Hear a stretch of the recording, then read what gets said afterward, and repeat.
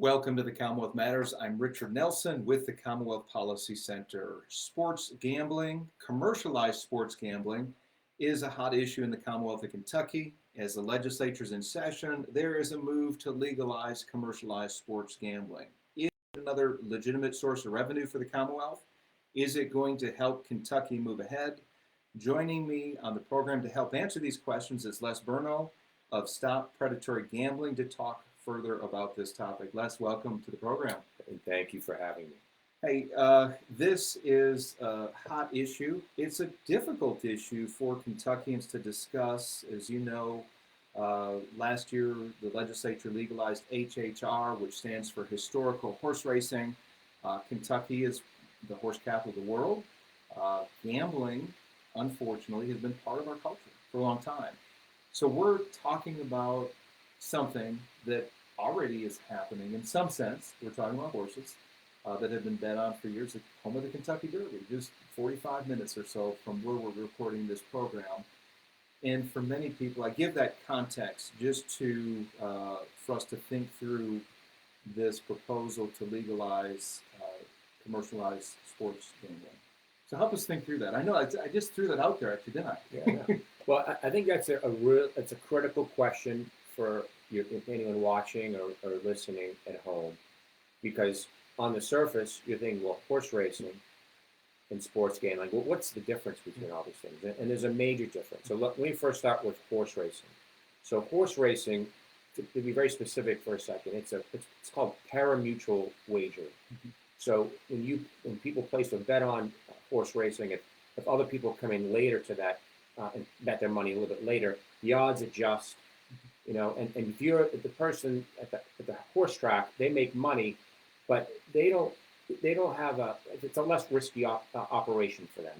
They kind of know how much money they're going to end up with when the race is over. And you as a bettor, it's happening. The races happen every 20-25 minutes. They're not happening around the clock. It's a very different type of experience with pari-mutuel racing and horse racing. So horse racing is completely different. If we were talking about horse racing, I wouldn't. This is stop predatory gambling primarily focused on casinos, predatory state lotteries, and now online casinos. Horse racing is a different type of gambling, and it's not really. And frankly, it's a very minor part of society. I know it's an important part of your culture here in Kentucky, but it's not a big part of it. But commercialized sports gambling, there's a house involved, which means you're going to lose no matter what. So that is a huge difference. It's a rigged financial exchange against you. And the reason I wanted to put that out there, I am not a defender of gambling. In fact, Commonwealth Policy Center believes that gambling in any of its forms approved by the state is not good public policy. It's just that we need to start out with that as a point of context to know where Kentucky's been. I think we've been maybe numbed a little bit to think that some gambling's okay and acceptable, and we've seen it grow in Kentucky. It's not just horses anymore, but we got the lottery back in the late 1980s.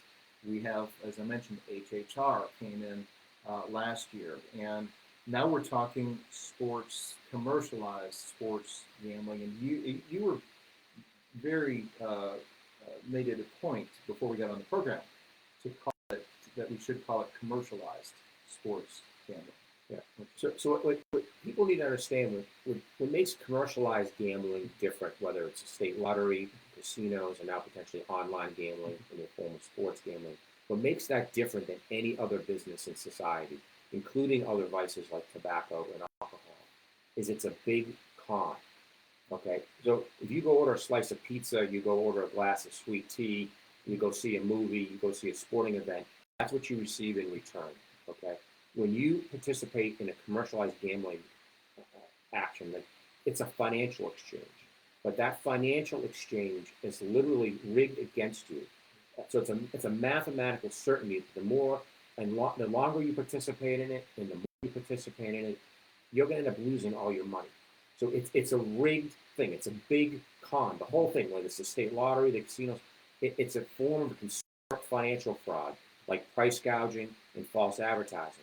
And that's why it's illegal to have commercialized gambling, whether it's sports, whether it's casinos or your own lottery. All that's illegal unless you partner with state government, because it's a form of consumer fraud. It's a financial fraud. idea that so if you and I have a friendly wager, we're playing golf, we go bowling, we have a March Madness bracket, like no one's profiting on that. So that's social gambling.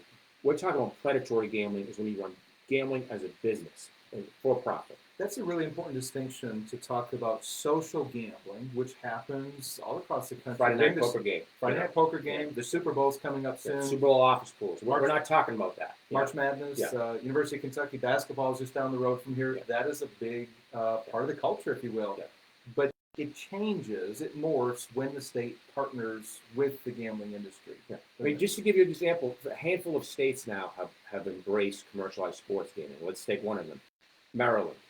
The University of Maryland has partnered with a sports book. They have an official sports book. PointsBet is the official sports book now for the University of Maryland. So do the people of Kentucky want having University of Kentucky have an official sports book with DraftKings? Should the University of Louisville's official sports book be Caesars Casino? Is that what you want your kids going to school with? The idea that college sports is all about the gambling. What makes us so passionate, whether you're in Kentucky or any other state, about sports is, the competition of it all. And now you're talking about gambling is going to be front and center. It goes completely against what sports is all about. Les, this was not an issue until 2018 when the U.S. Supreme Court struck down a federal law that made it illegal to bet on sports. So we've only had it for less than 4 years. Yeah, and I think it's an important thing. The Supreme Court ruling didn't endorse sports gambling. It was actually driven by the state of New Jersey, which is one of the biggest predatory gambling states in the country, and the casino interests there wanted commercialized sports gambling. So they, in partnership with their governor at the time, was Chris Christie, they brought a lawsuit saying, "Oh, we're being denied under the 10th Amendment. The federal government's commandeering the states, by saying we can't have sports gambling, where Nevada can have it, and we can't." And so, on very peculiar, the Supreme Court, by every measure, had no interest in supporting sports gambling. Just the way that the federal law was written that prohibited sports gambling, they carved out a couple of states, and Congress could act right now and turn all back. They could this law and make commercialized sports gambling illegal. They just couldn't carve out a handful of states the way they did it. I think that's an important distinction to make. And the other part of it, there's no grassroots movement for this. People are pounding the table saying, "I want a commercialized sports book in my living room." No one's demanding that. This is being driven by billion-dollar gambling corporations in partnership with greedy public and huge media companies who stand to make millions of dollars in advertising, put this into people's homes, including professional sports. So pushing into people's homes, it's in our homes. If you watch any sporting event, you're going to see an ad for DraftKings or FanDuel or these other things that really weren't around a couple years ago. So in three short years, if I could add this, after the Supreme Court struck down the federal ban that would restrict states from legalizing commercialized sports betting. Is that the correct way to put it? Am I saying that accurately? The Supreme Court did strike down. They struck down past it. It's the way the federal law, this thing was unconstitutional as written. Okay. Yeah. So in those roughly 3 years, it is now a $26 billion industry, billion with a B. You've got these major gambling outlets that are advertising that come online, place your bet. In fact, they're giving away free bets. Okay, place one bet and we'll give you up to $100 in free bets or something like that. It's all part of the con. That's what I was saying. That this is all a con. As a this commercialized gambling is a form of financial fraud. So these risk-free bets, these advertisements you see in any sport, is to get you to sign up, but you don't get. They say $1,000 worth of a risk-free bet. You don't get $1,000. You get $1,000 of credits, which you have to match with your own money, and you can't take that money out. So the whole thing is just to get you to sign up. We're exploiting people blatantly in partnership with state government just to rip them off. And all the non-gamblers out there, you pay for this racket. Whether it's the state lottery or the brick and mortar casinos or the electronic gambling machines you now have at the racetracks and now potentially sports, you pay for this even if you don't play. You're paying higher taxes for less services. A little background into the history against gambling on professional sports, you got to go back to the 1919 World Series. That's when the Chicago Black Sox threw the game. There were 8 players found guilty of fixing the game. And at that time, there was no commissioner of baseball, but the owners were afraid that the sport would collapse because part of athletic competition is that it is fair and honest, that people are going to bring their best, that there's no cheating involved. And if they don't, it's like what watching professional sports, right? We know it's fixed. Who wants to watch that? I guess there are some people, but when you go to a ball game, a baseball game, you expect it to be fair and honest. That didn't happen. The owners of professional baseball were concerned enough about cheating in the game, about players fixing games, that they brought in a commissioner and they regulated it stringently. They, in fact, in every Major League Baseball clubhouse, there's a sign with Major League Rule 21D. It's prominently posted in every Major League clubhouse. It says, it deals with gambling, and it says this, that any player, umpire, or employee of a team or the league who bets on a game that they're not involved in will be banned from Major League Baseball for 1 year. If they are involved in the game, the ban is for life. At the same time, we have ads now that have come into our ballparks, baseball parks, pro football fields, that are advertising for DraftKings, FanDuel, BetMGM, these other things as well. There's a contradiction there. There's a tension there. But again, the tension and the reason why there's such stringent bans on betting in sports goes back to a World Series that was thrown in 1919. We've lost our collective memory of that. We've forgotten how serious it was. And it was just in my lifetime, I was, I think in my late teens, early 20s, when Pete Rose was banned from baseball because he was gambling on games. And now here we are where we're looking at a wholesale legalization of commercialized sports betting. One other point is that technology, and you were alluding to this, technology has made it easier to bet and to expand betting, the availability to bet on games. There is a term called in-game betting. I want to kind of dive into some of the downside or the possibility for downside in sports gambling. It's called in-game betting. It's all downside. I mean, it's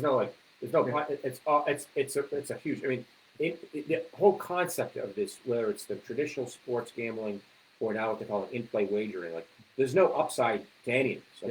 Like, the only people that make money in this are the people that run the gambling operation. Yeah. Okay, everyone else loses. Okay? Yeah, no, I agree. Yeah. So when I say the possible downside, here's the context of something called in-game betting. There's an article in The Atlantic last fall, very good article, and the headline is this: "Sports gambling is a disaster waiting to happen. Betting on Tom Brady's next completion may sound like harmless fun, but it's not." So that's the article in The Atlantic, and this is what they say. Bets can be made in real time. There's something called in-game betting. So, for example, if the Cardinals fall behind 5-1, for example, you can place a new bet that they'll make a comeback. This seems like just the start. The prospect that you will be able to bet on individual actions in a game, for example, will this player strike out during this at-bat? Will this kicker miss the extra point? Is inevitable. It's catnip for gambling. Possibilities for malfeasance, the near impossibility of ever knowing for sure what's legit and what isn't, whether that player tried to miss his shot or just missed it, are limitless. So we're not just talking betting on a game anymore. We're talking about certain actions within a game, which would be much more difficult to track if there was fraud in that game. For example, if you see, one of the things that the pro-commercialized sports gambling lobby says is, look, there's IT, for example, or what is the term? Not IT. Anyways, there's technology. I just had a brain freeze there. There's technology that can be used that would determine if there's some kind of fraud in gambling on a game. If they saw an inordinate number of bets placed on one team over another, that would trigger some things that could be done, stopgaps that could be imposed to look into that. But when it comes to individual actions in the game, that's a whole different level. It would be much more difficult to police. So we're talking here in Kentucky about the legislature legalizing betting on any games. I was over in the Capitol actually a couple days this week, and I heard legislators talking about let's not let the money go over the river. Let's keep the money here. And how do you address some of those arguments, Les? That's something where we do know Kentuckians are gambling. There is no legalized, commercialized sports gambling. How do you respond to that? The money's going, they're gambling elsewhere. The state of Kentucky is not able to recoup any of that money. So that argument, we call it the going out of state the going out to state to gamble public relations narrative, is driven by gambling lobbyists and these national gambling companies. So the people pushing this, like these are national gambling companies. So the national gambling companies who are paying the lobbyists here in Kentucky to say that messaging and share that with legislators, they're in your neighboring states. So these companies, they don't have any interest in Kentucky coffers. They're trying to make as much money and expand the market as possible. So they're trying to make this, the idea that the people of Kentucky are going over the river. This isn't about going over the river. This is going over the border. This is about bringing it into your living room, into your kid's bedroom, into a dorm room, into your office. Because they're talking about online gambling. This is going to be in every smartphone, every computer in the state. There isn't sports gambling. Like sports gambling is not where these gambling companies make their money. They make their money in online casino gambling. And what they want, sports gambling is a lure, kind of like the worm at the end of the hook to sucker you in to get you to sign up. And then they turn around and market to you online casino gambling 24 hours a day, 7 days a week. That's where the 80% of the money of the profits these gambling companies make is coming from online casino gambling. So that's what you're opening up. That's a really good point. We're going to take a quick break. If you're just joining us, you're listening to Commonwealth Matters. Richard Nelson here with Les Bernal. Take a quick break, and we'll be back in just a moment.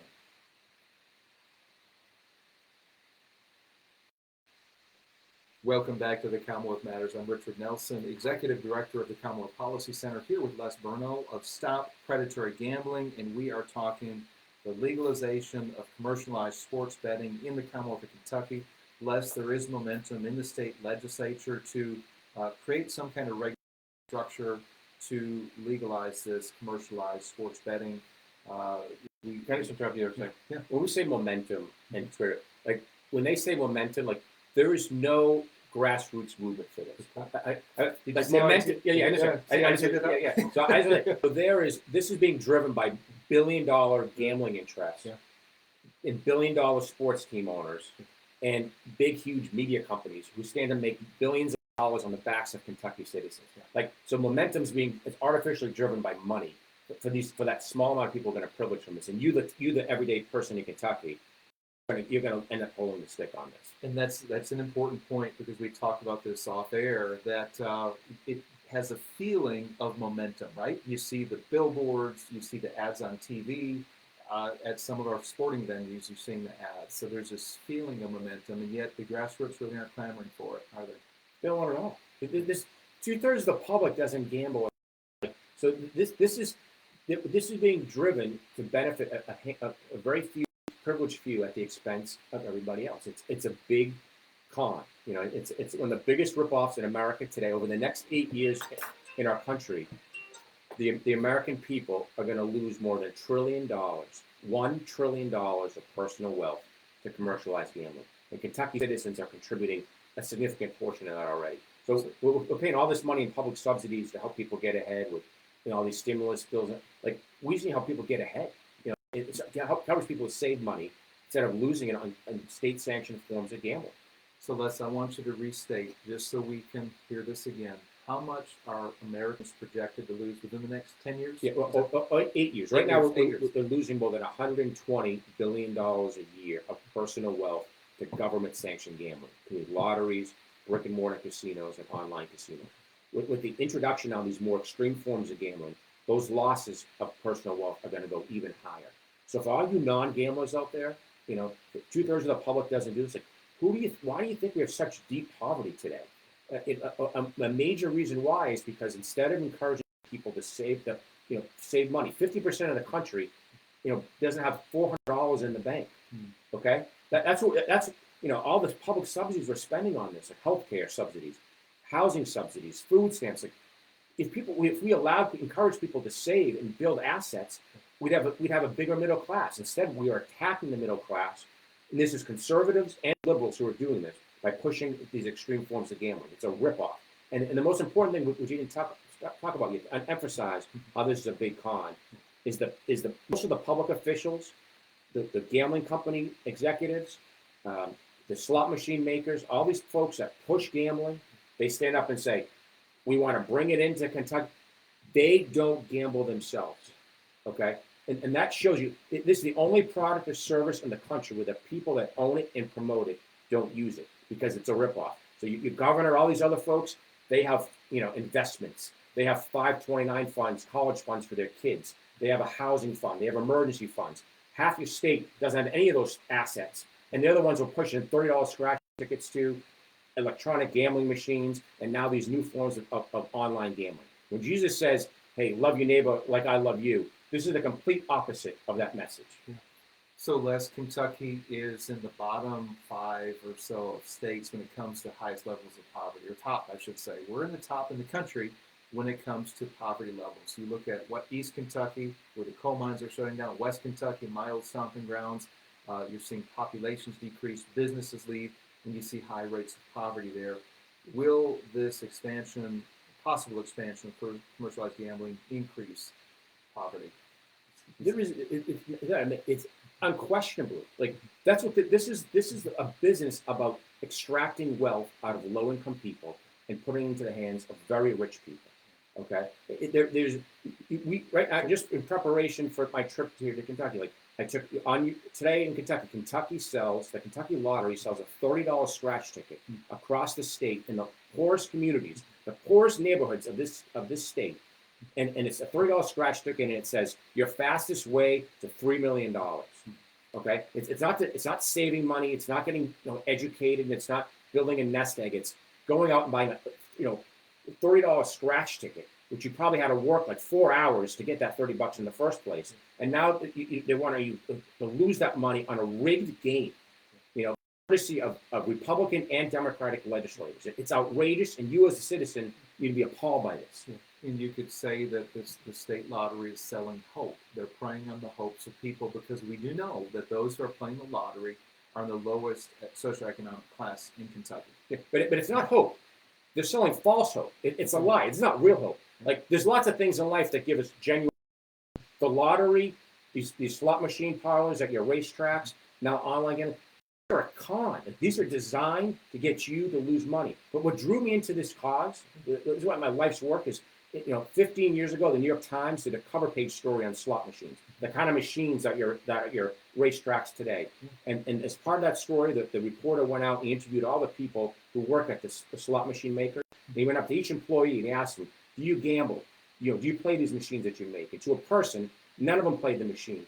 And then he went up to one final slot machine maker and he said, you play these machines? And the guy goes, no, slots are for losers. That's what the people that sell the gambling to you, that's what they think of people who use commercialized gambling.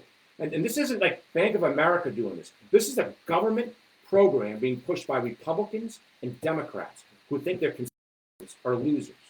Yeah. So we know a product should be called into question when the makers of that product aren't even willing to use it. It's a lie. It's price gouging, false. It's a lie. It's a financial fraud. I'm going to push against it. I've had conversations with people who gamble in various forms. I know people who are involved with sports gambling, and they'll say, well, Richard, this is my form of entertainment. Why should this bother you? It's harmless. It's a form of, and I don't want to go into the harmless part. We already know that certain numbers of people will develop an addiction or become a compulsive gambler. But how do you respond to the idea that it's harmless entertainment for many people, or that it's entertainment, not harmless? That's just entertainment. That's right. So if people who choose to gamble, they want to be reckless with their money. You can be reckless with their money, but do it privately. Like, this is a government program. Commercialized gambling is the public voice of state government here in Kentucky to every citizen. Gambling is what is advertised relentlessly, marketed relentlessly to the people of Kentucky, day after day after day, year after year. Like, this is, if you want to do something, have a Friday night poker game or have a friendly wager with the guys at the office or whatever, or in your, wherever you work, that's something different. You go ahead. You want to do that? This is a rigged financial exchange and it's not marketed. When half the profits in commercialized gambling comes from people who are addicted to the gambling. The people like who say they do it for, those people are irrelevant to the business model. The business model for commercialized gambling is based on the addicted gambler. 50% of the profits is based on the addict. So if you don't have addicted citizens here in Kentucky, they don't have a business model. So that's why they're selling $30 scratch tickets to your people. That's why they're putting electronic gambling machines at the racetracks, because it's the people playing relentlessly over and over again, people who are addicted, where the profits come from. And that is a government program. So these people do it, entertainment, keep it private. This should not be, state government should not be opening a casino in everyone's bedroom, in everyone's dorm room, every smartphone, in every home in the state. Yeah. One of the things I hear is, so that's a very good point, well taken. The distinction between government partnering with commercialized casinos. Those who are gambling are those who can least afford it. It's the addicted, the compulsive gamblers, where 50% or more of the income comes in to the gambling industry. The legislate, many people don't care though. Still, it's hard to get people involved with public policy formation. It's difficult sometimes in off-year elections to get people to vote. The loudest voice right now in the legislature, I would argue, is the professional commercial casino lobby, big gambling interest. Okay, what can people do? We've got just a couple minutes here. What can people do to let their voices be heard on this issue? You need to work through your any social contacts you have. If you have an email list, if you have if you're on Facebook or these other types of social media, if you're in a church or a program, like you need to tell people, urge them to contact their legislators and say, this is going to hurt the people of Kentucky. You can already place a sports bet with somebody in Kentucky if you want. You and I can place a friendly wager on an upcoming game. That's not illegal right now. What's illegal is to do it as a business.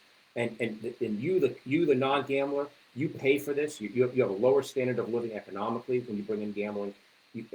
Millions of families suffer, and tens of thousands of families will suffer that never would have here in Kentucky if you do this.